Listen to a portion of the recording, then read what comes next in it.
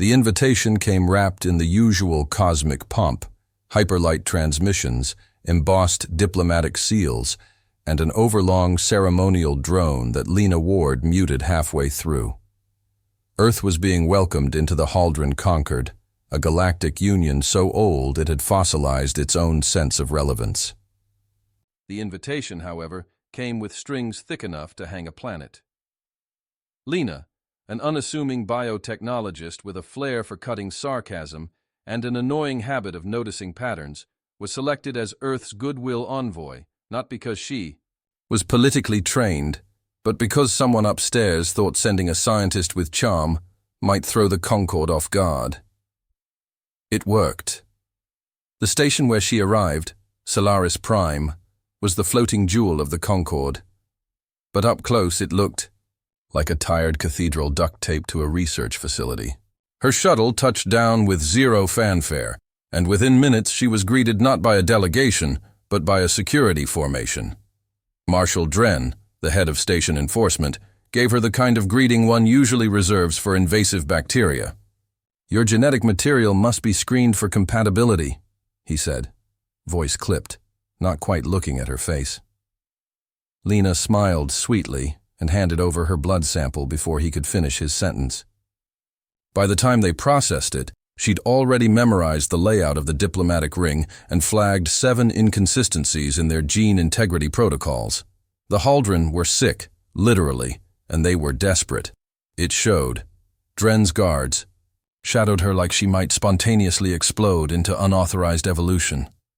The diplomatic customs included full-body quantum scans disguised as formal greetings, and the refreshments offered included exactly 1 glass of liquid she recognized: coffee, laced with nano-scramblers that revealed surface neural responses. She sipped anyway, locked eyes with the nearest surveillance drone, and raised her cup in toast. Then, within 12 hours of arrival, Lena disappeared. Panic spread through the Concord like a software virus. Security scrambled, council members convened emergency sessions. Dren personally rewound hours of surveillance only to find looped footage of Lena walking down a corridor, then vanishing behind a door that, according to the logs, didn't exist. The truth was far less dramatic. Lena had simply walked into a janitorial alcove, overridden its purpose with a signal from her personal quantum pen, and slipped into the lower decks dressed in a borrowed technician's uniform. What she found there turned curiosity into outrage. Genome labs lined the underbelly of Solaris Prime, their white walls pulsing with soft light and quiet horror. Human DNA sequences were spliced into matrices of Haldren cellular decay. Operation Mendline, the files called it, a last-ditch effort to graft Earth's adaptive genetic diversity into the Concord's crumbling species. Lena stood in the center of a hall of hybrid embryos, her heart sinking as names of extinct planets scrolled past. Garul, Ketharan, Velik Prime, all harvested, all gone. Earth was next. She uploaded everything into her analog notebook, not because she needed it to remember, but because memory, in its purest form, was humanity's oldest rebellion. Back above, while Dren's team tore through empty guest quarters and diplomats speculated wildly, Lena walked through a maintenance shaft and emerged on the fringe of the cultural archives. No alarms, no resistance. The Conquered didn't anticipate a non-military threat. That was their first mistake.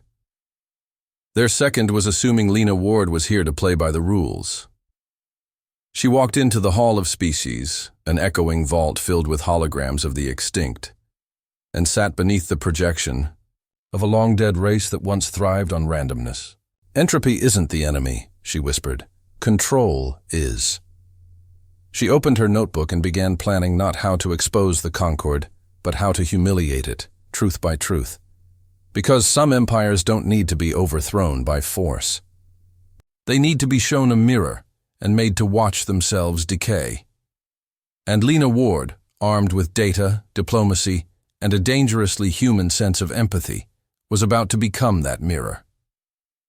Somewhere deep within the undercurrents of Solaris Prime, the echoes of Lena Ward's footfalls merged with the soft whine of bioreactors and the quiet, regulated pulse of containment fields. She moved like a technician, blended like a diplomat, but hunted like a scientist on the edge of revelation. Her stolen access badge, cloned during a staged elevator mishap with a distracted genetics officer, granted her deeper entry into the bowels of the Concorde's molecular preservation wing. There, behind reinforced polytemporal barriers, she found it.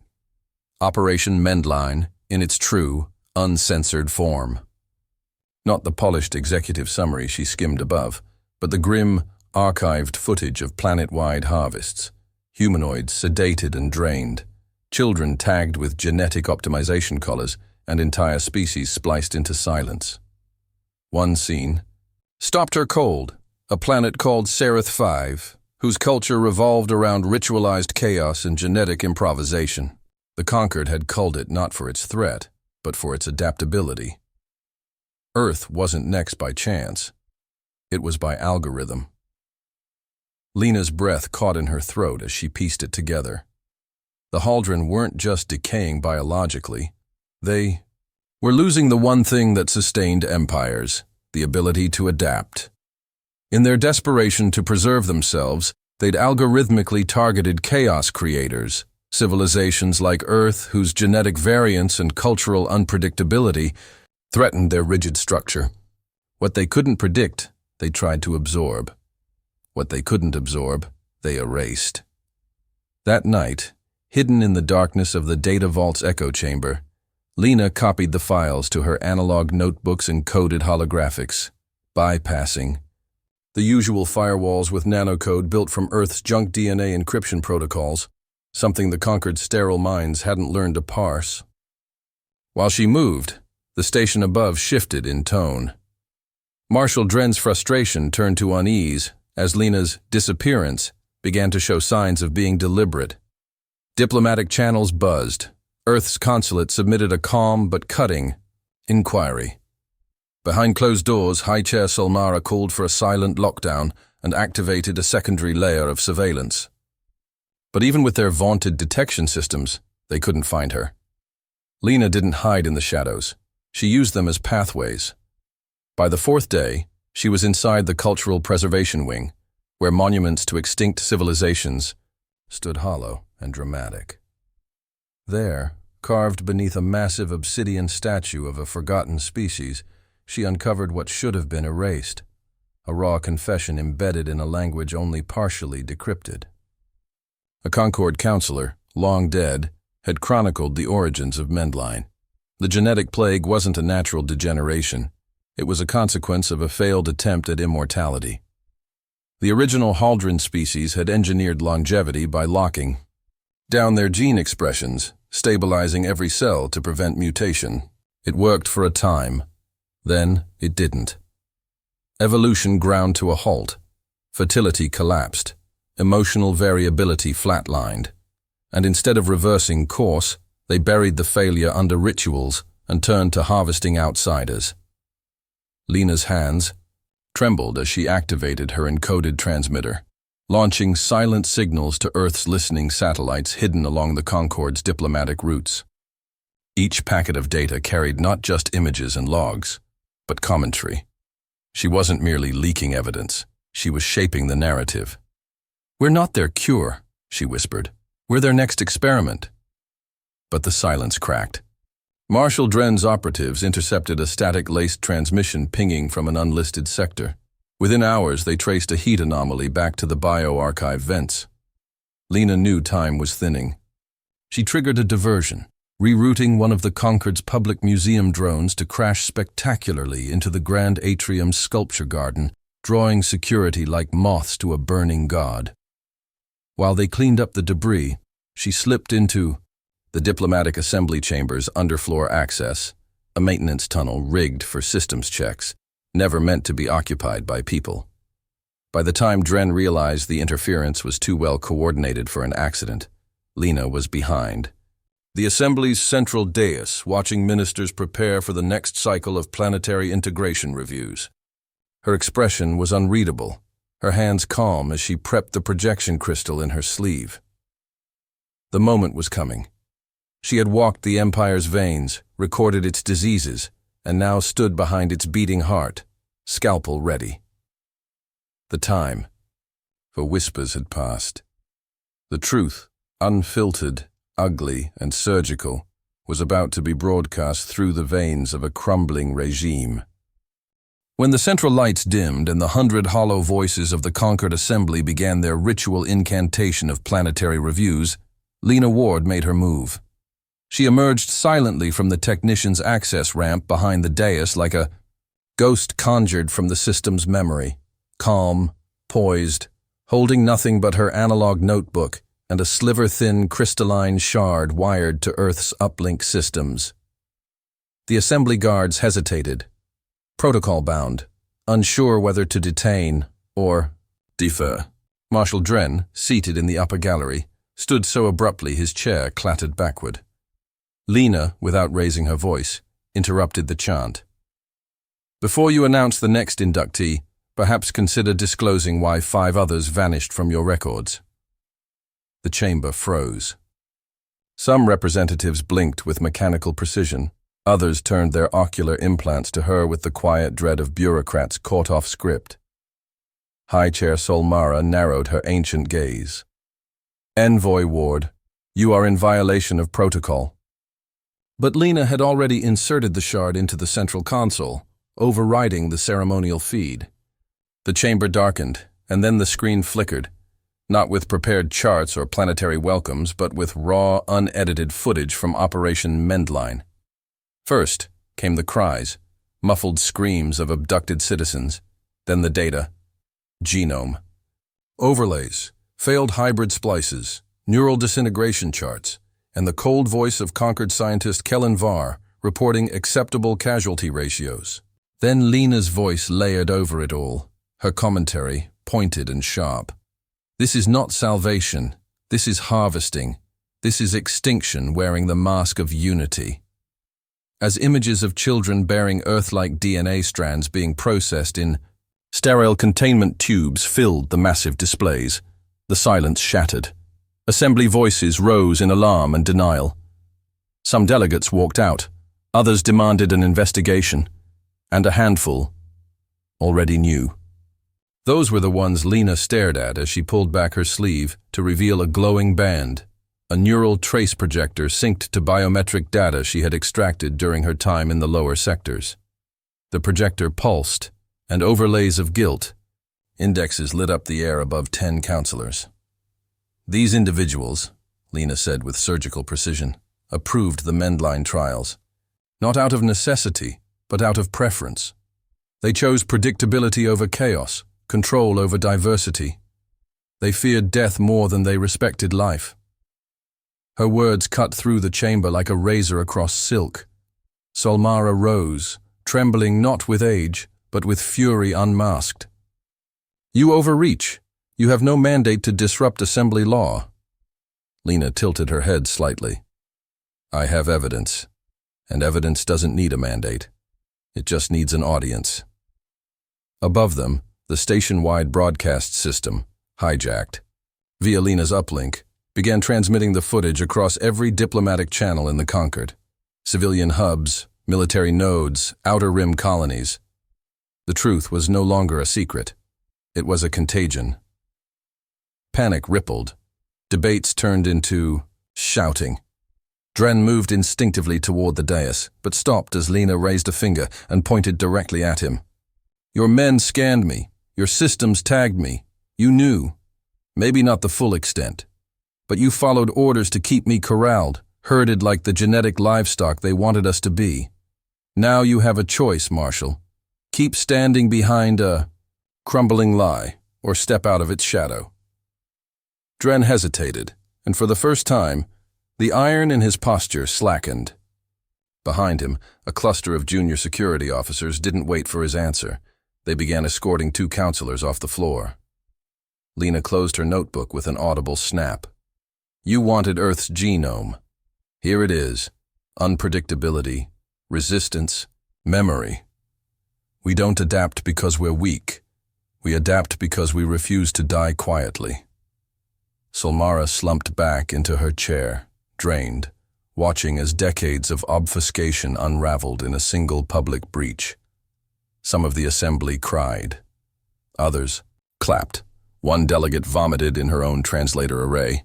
Lena walked off the dais without another word, letting the silence consume the rest. Behind her, the display continued to play, a slow pan of the Hall of Species, ending on empty plinths once dedicated to extinct worlds. But this time, someone had etched a new plaque in glowing human script. We saw, we remembered, we spoke. The aftermath was not silence, it was seismic. Within hours of Lena Ward's revelation, Solaris Prime transformed from the Concorde's pristine jewel into a political fault line. Entire diplomatic wings shut down under emergency lockdowns. Data servers were quarantined, and internal communications fractured as factions scrambled to salvage their relevance. Protests erupted in the outer rings of the station. Alien species that had once quietly endured now flooded the public forums, demanding accountability, reparations, and a purge of the ruling elite. Yet amid the chaos, Lena didn't run. She ascended, literally. The observation deck at the top of the diplomatic spire, once reserved for high ceremonial gatherings, became the staging ground for Earth's next move. She stood there, backlit by the swirling nebulae beyond, flanked not by soldiers, but by a small group of Earth delegates who had just arrived from the stealth vessel Solace Array, a diplomatic courier designed to look obsolete, but carrying a payload of high fidelity. Evidence, cultural countermeasures, and, most critically, Earth's answer to the Concorde's collapse. Marshal Dren, no longer in uniform but still tethered to the wreckage of his conscience, joined her at the window. "They'll try to bury this," he said, "like they always have." Lena nodded, her voice soft but unmistakably firm. Then, "We plant a forest where they dig the grave." What followed was not an ultimatum. It was a new framework. Lena broadcast a proposal to all Concorde-affiliated worlds, the Forge Accord, a binding interspecies compact built not on dominance or extraction, but on consent, regenerative exchange, and mutual transparency. Every world would retain its sovereignty but contribute to a shared archive of adaptive biological science, open diplomacy, and cultural preservation. No species would be optimized, no genome would be corrected. Earth offered its chaotic knowledge freely but on its own terms. It was not charity, it was a challenge. Either evolve with the unexpected, or collapse clinging to control. The message went viral, not just on the official Concorde networks, but through the black market syndicates, pirate broadcasters, fringe religious data hymns, and even entertainment channels. Lena's words were quoted, translated, dramatized, and turned into graffiti on a dozen capital walls. "We are not your cure, we are your reckoning." The Haldren Concorde, paralyzed by infighting and exposed complicity, couldn't muster a unified rejection. High Chair Solmara, forced into an emergency tribunal, stepped down within days, her resignation speech a blend of hollow remorse and desperate justification. Envoy Cassine vanished entirely, his last transmission a flicker of encrypted venom, intercepted by Earth's AI systems, dissected, and used as a case study in galactic psychological warfare. The empty seats in the Concorde's tribunal hall multiplied.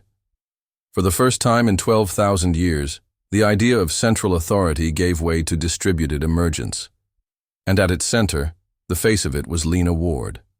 Not a warrior, not a queen, not even an elected official, but a biotechnologist with a notebook and a refusal to shut up. As the Forge Accord gained signatures and colonies once under Concorde rule sent envoys to Earth for open trade and medical exchange, Lena returned briefly to the Hall of Species. This time, she did not enter alone. Representatives of 6 liberated worlds followed her in silence, each placing a token of their culture on the once-abandoned plinths. The hall no longer echoed with extinction, it pulsed with new beginnings. A child from the Tushir world asked Lena, wide-eyed, "Are humans always like this?" Lena smiled, crouched, and handed the child her now iconic analog notebook. No, most of us are even weirder. Somewhere behind them, banners bearing the symbol of the Concord were lowered, replaced by a new sigil.